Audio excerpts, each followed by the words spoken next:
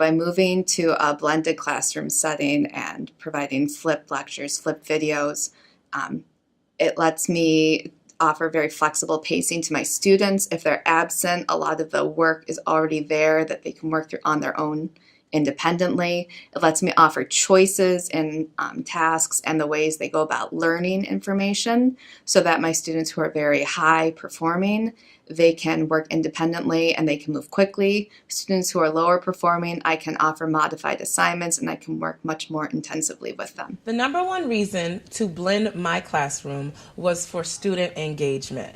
I noticed that a lot of times when we incorporated technology, whether it's the internet or using Nooks to read books, the students were way more engaged. And so I saw it as a way not to just enrich my curriculum, but also to get my students involved and happy with what they're learning. Number one reason that I decided to blend and flip my classroom is to increase student achievement.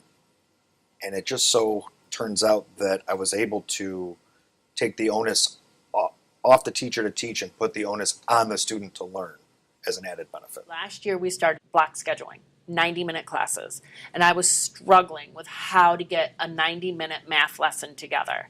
And my administrators actually suggested stations.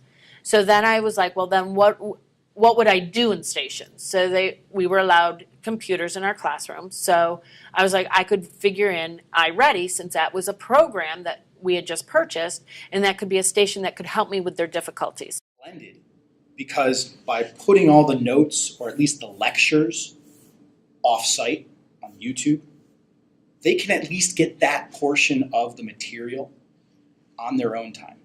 I get to learn from their experimentation. The students seem to be more engaged and they seem to be excited, and they actually taught me a lot of the activities that we could use. So it kind of started with the students wanting more and myself wanting to be better prepared. About the time that primary was giving iPads years ago, I think it was like 2013 or something like that, we just started with a new curriculum, the core curriculum, and the listening and learning specifically. So at first grade, I had the task of now teaching my students, some deeper concepts, Mesopotamia, for instance.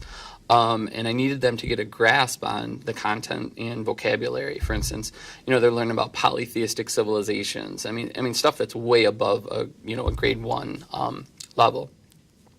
So I needed a way to kind of extend the extension activities and give them more time with the content, more time using the vocabulary.